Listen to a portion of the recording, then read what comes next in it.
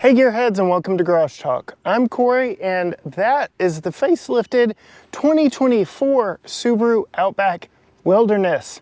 I've sampled this vehicle before, but I'm going to take you on a tour of what makes the 24 stand out from the 23. Then I'm going to have a little fun with this one. Stay tuned.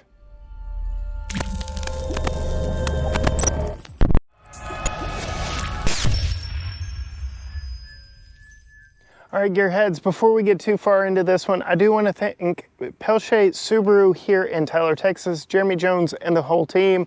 If you like this vehicle like I do, you can absolutely make this one yours. Just go see Jeremy, let him know Corey from GT Garage Talk sent you. But since we have the hood propped up with the prop rod, yes, $44,000, and we do still get a prop rod, we can talk about what lies under the hood, and that is Subaru's rather good turbocharged 2.4 liter boxer 4-cylinder. Here it makes 267 horsepower and 277 pound-feet of torque. It is mated to a Lineartronic CVT or continuously variable transmission, but it does have a manual mode where you can actually row through the gears, quote unquote, yourself with the paddles on the back of the steering wheel. It does have Subaru's Symmetrical all-wheel drive with X mode, hill descent control, and active torque vectoring. All the way around, I've been rather pleased in my short time with this. We've sampled this engine in a few different Outback models. I wish they would put this engine in more vehicles, especially smaller vehicles. It is a lot of fun. It's the right amount of power without just being overbearing. And since we have the hood open, we can talk about this giant air inlet to feed air to the intercooler that sits on top of the engine. Yes, Subaru puts the intercooler on the top of their boxer engines because they are a slightly different engine design.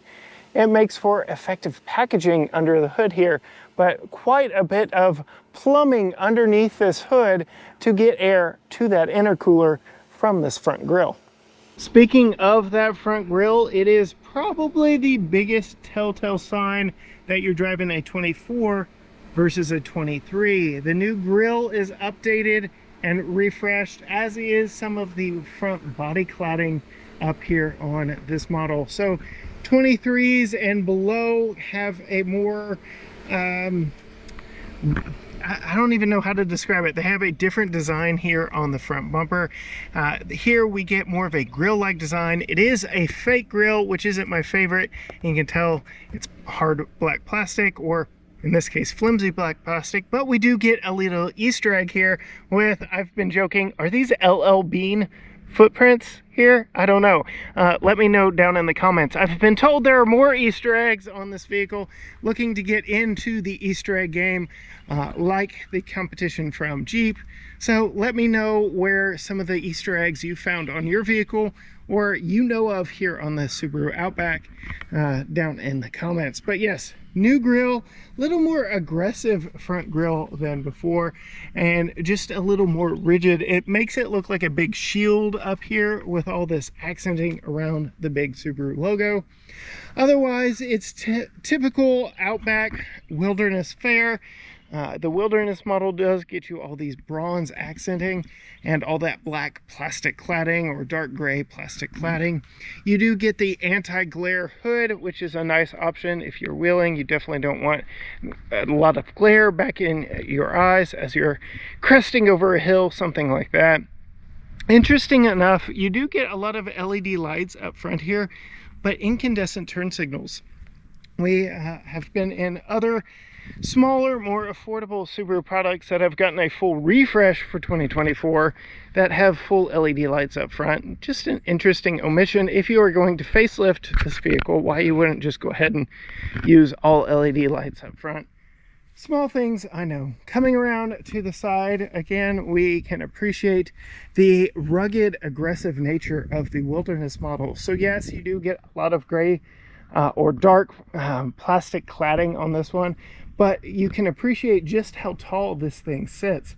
It's got nearly identical ground clearance to a Toyota 4Runner TRD Pro, which takes me back to the first time I ever sampled one of these was next to a TRD Pro, And I would have to admit, for the money, this is a much better all-around vehicle. This is something I would much rather live with day in and day out. While yes, the 4Runner TRD Pro is definitely more rugged because it is a truck-based SUV, this is definitely the more livable vehicle. But 9.5 inches of ground clearance, 20-degree approach angle, 21.2-degree breakover angle, 23.6 departure angle, and like I said, 9.5 inches of ground clearance as opposed to the 4Runner's 9.6 inches of ground clearance.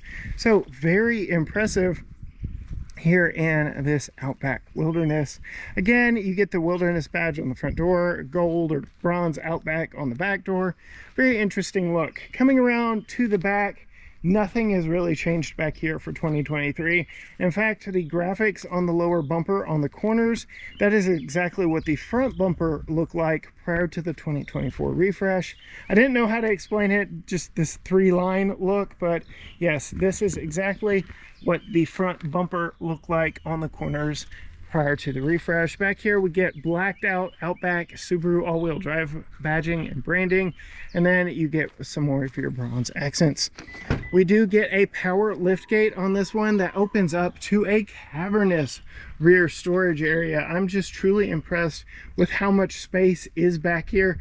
Yeah, it fools you from the outside, but there is plenty of space. 32.6 cubic feet of storage back here. That's just massive for what is essentially a wagon. It is not an SUV, though Subaru might try and convince you otherwise.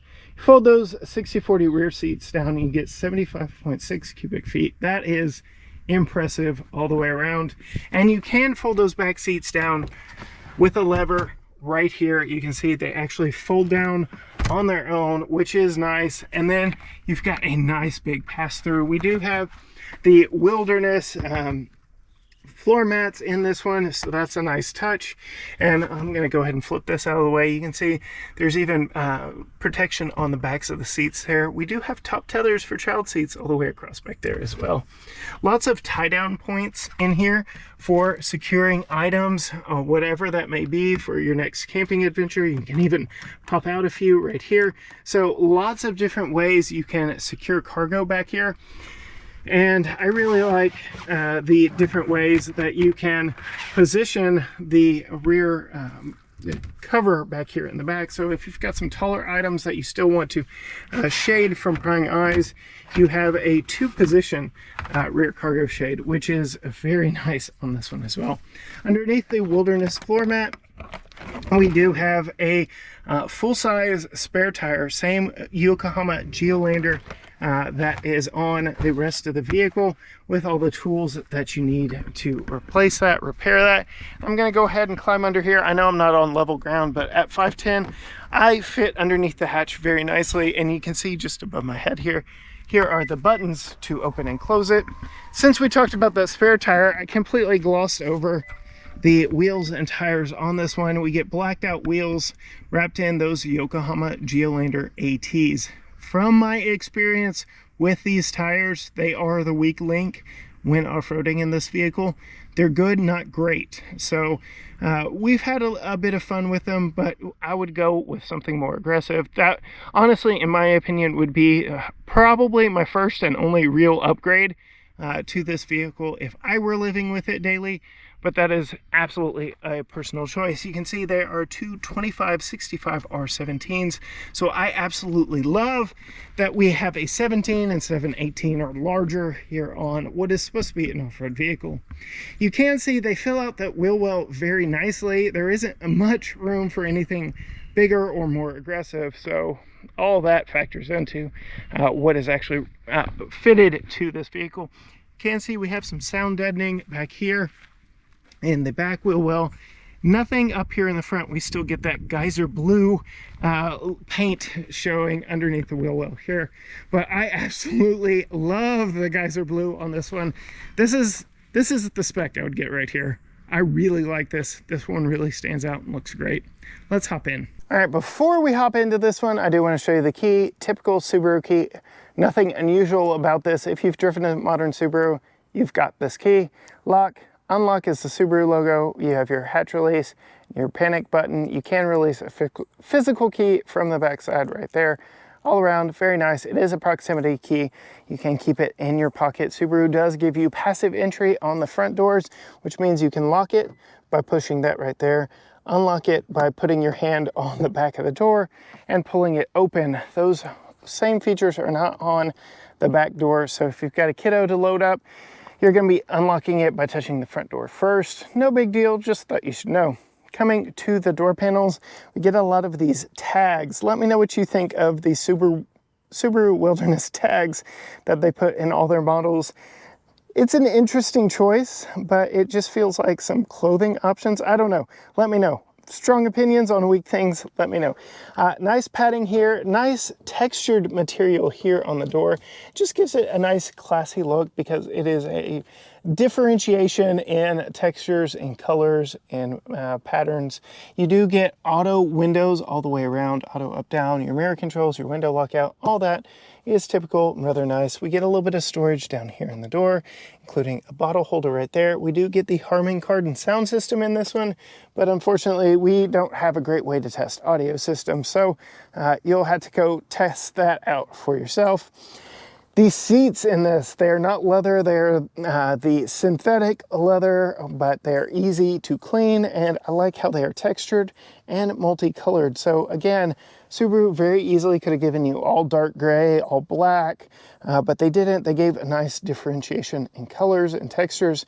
Just gives a lot of visual appeal to the inside, including giving you this embossed Subaru Wilderness badge here on the headrest, a lot of contrasting stitching to go with all the accents that make the Wilderness just a little bit more unique.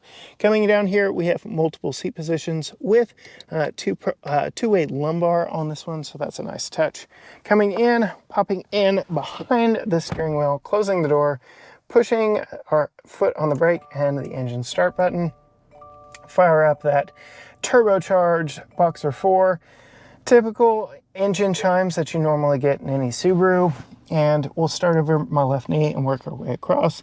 So a lot of parts sharing in a lot of Subaru vehicles here.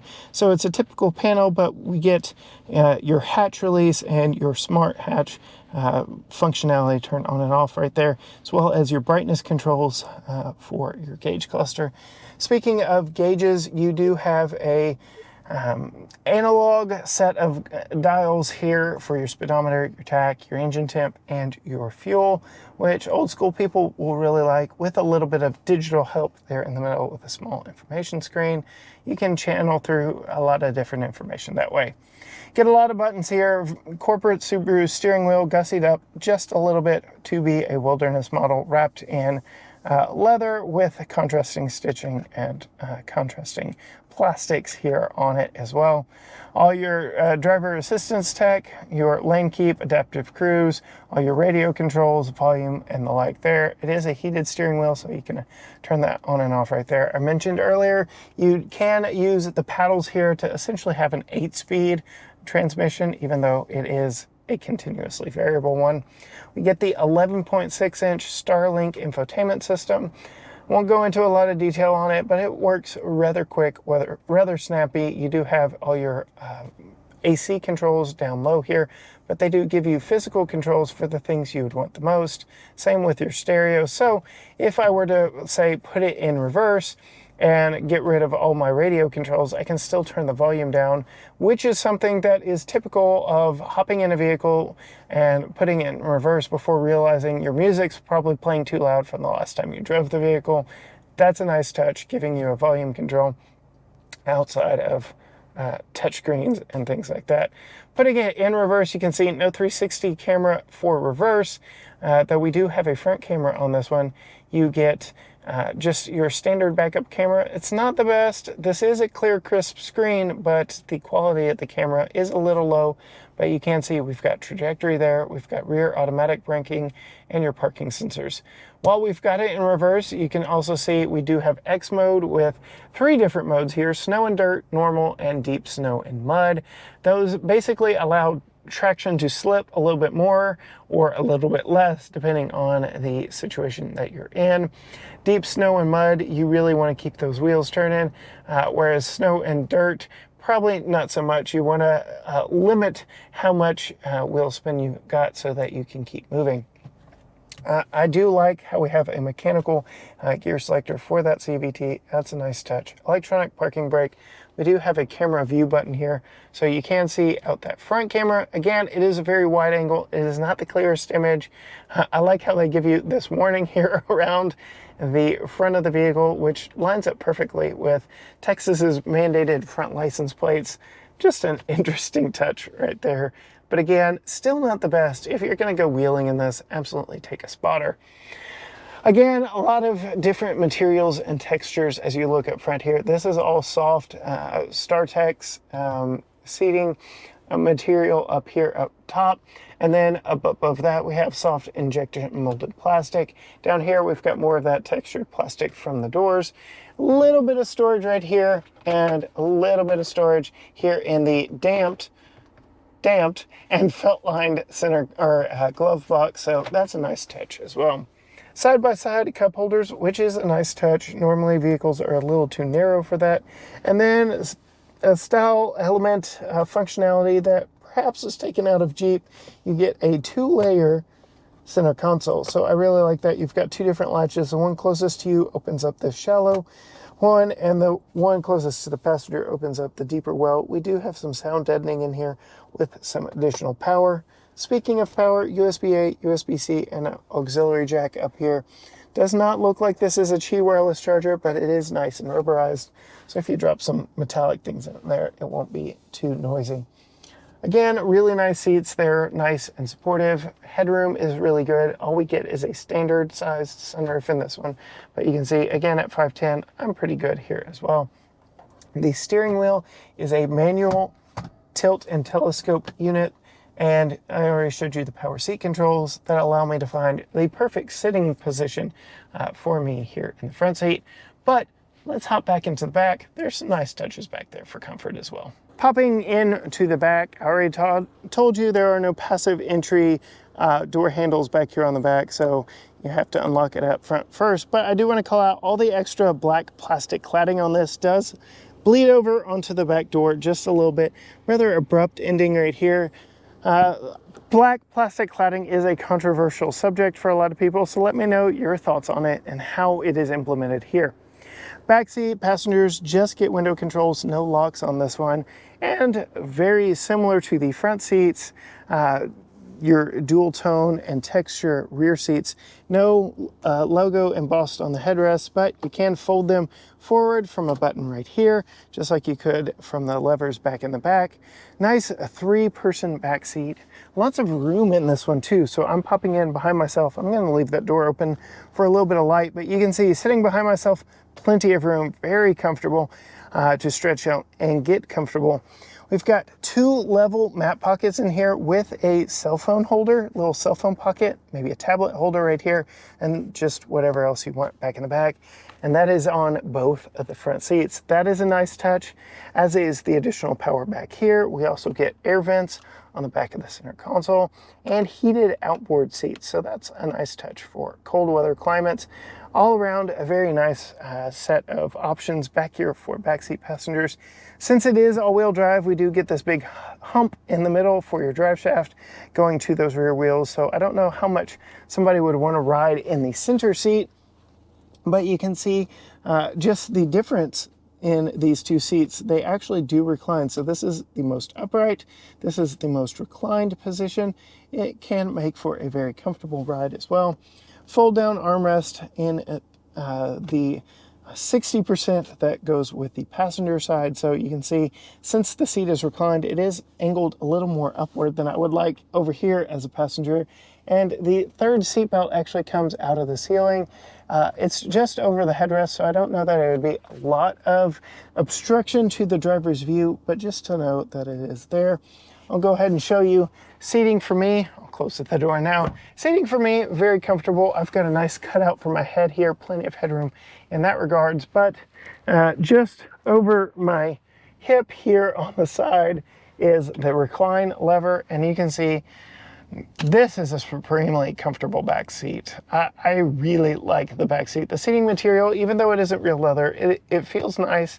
It doesn't feel overly cheap like some vinyl seats do, but it is a very comfortable back seat. That is enough of a tour of this one. Let's see what this thing is capable of off-road and on. All right, gearheads, since we're out here in the wilderness, I'm gonna do the off-road stuff first to contrast just how good this thing is also when you get on the road. You might have noticed I am sitting up a little bit higher and a little bit closer so that I can see all the way around me. Just some tips I've learned from off-road racing legend Sue Mead. She has been a valuable resource to me in my time here on the channel, so huge props to Hall of Famer Sue Mead. But we are in the Outback Wilderness, and it is going to be really tough to come across on camera just how ripped up this field is in places and how well this Subaru hides that fact. It just walks over everything. The suspension on this is very soft, but it's advantageous when you're venturing out into the wilderness. This thing is very forgiving in its suspension. It allows for a lot of wheel travel. Again, we've got that 9.5 inches of ground clearance. The real issue, sticking point with this vehicle is that 20-degree approach angle.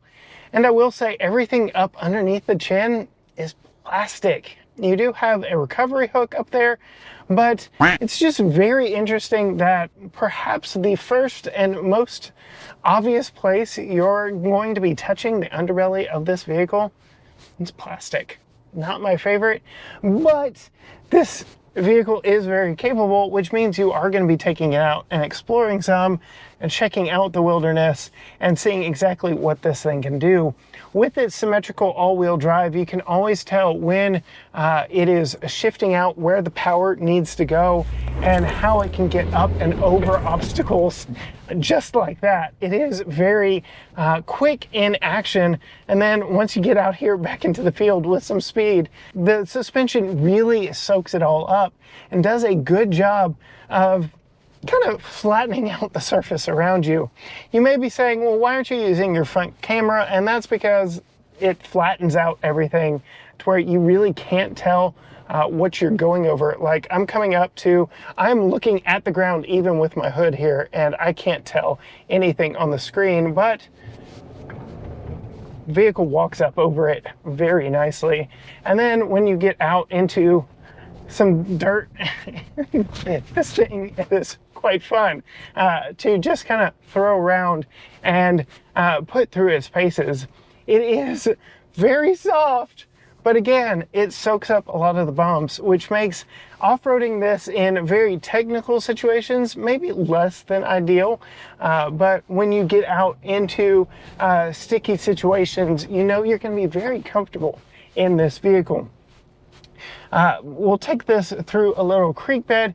And again, a lot of the stuff that we could capture for you, because this thing is so well engineered, looks very boring on camera because the Subaru engineers have done their work to make sure all 4 tires are down as much as possible, and that the wheel with the most traction is what's actually pulling you or pushing you forward, whether that's a front or a rear wheel. You can kind of hear the brakes chiming in, chirping in, because this does have downhill descent control and, yes, parking sensors to make sure you don't run into anything. But all the way around, this is a very competent vehicle that is rather fun when you get out in some sandy dirt as well. This thing will break loose on you if you allow it to. This does have X mode in it. The easiest way to get to that is by putting it in reverse. I've got it in deep snow and mud, which is not what I'm in. I'm in loose sand, but I want a little bit of traction slippage. Deep snow and mud turns off traction control and allows you to do something a lot like this in it. Woo!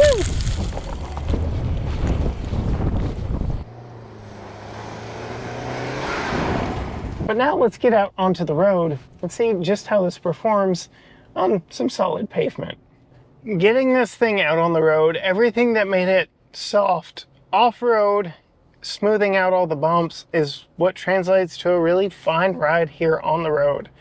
The first time we ever got behind the wheel of a Wilderness Outback, we also had a TRD Pro 4Runner out next to it, and I was just truly impressed with its off-road manners, but also its on-road manners. Having spent more time in both vehicles since that initial impression, I can say the 4Runner is terrible on the road. I've been stuck in traffic in those, and the nosedive that you get, just it completely waters down anything that it would do off-road if you're going to be spending more time with it on-road. So 4Runner's kind of out of the question when comparing it to another vehicle. What really sets this one apart for me is that Kia Sorento that we most recently tested, right where we tested this one. The Sorento was fine, it was great, it was a bigger, taller SUV with a third row seat if you're shorter in stature, whereas this has no pretense over being a 3-row vehicle.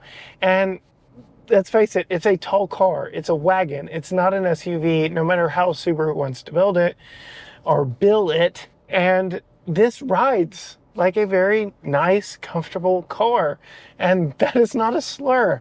It is a much more comfortable place to spend time on the road, on the highway, running errands, whatever the case may be. This is a very comfortable package. And considering all that I was able to do with it off-road, I would say this makes a very, very strong contender in that weird kind of, I want an off-road vehicle, but I don't need an off-road vehicle niche that seems to be popping up so much here on the market. This really is just as good on-road as it is off-road. It seems to make little sacrifices. No, it is not going to be a Moab rock crawler, but I do have a couple of friends who have rallied one of these through harsh winter conditions. So I know that it can take some abuse, but getting out here on the road takes a little while for that turbo to kick in and the CVT to realize what it is you're doing. But when it does, it's got plenty of power to get you out on the road. The ride is soft and compliant. The road noise is a little bit more than I would like, but part of that is most likely due to those Geolandar tires and the fact that we are sitting up a little bit higher. I know the road noise isn't due to the additional height on it, but some of the wind noise that is coming with it definitely doesn't help. All around, it's a very comfortable vehicle. Like I've said, would make a very, very strong competitor against some of these soft road SUVs that are coming out. I think it would honestly put them all to shame. All right, gearheads, there you have it. A lot of fun off-road and very comfortable on-road. Being that I tested this in the exact same location as that Kia Sorento oh so recently, I would say I would have this over the Sorento purely because this seems just all around better thought out, better laid out, better engineered for this type of environment. And let's face it, I don't need that bonus third row seat that the Sorento offers. This thing is really that good and a whole lot of fun, if you couldn't tell by all of my driving excitement out here and in the dirt, having a lot of fun. I do have a couple friends that actually took this on a winter rally that I interviewed on my podcast. Go check out my interview with Andy and Mercedes about rallying one of these. If you want to see more from me and all that we do, absolutely hit that subscribe button down below. Ring the bell so you're notified every time a new video drops.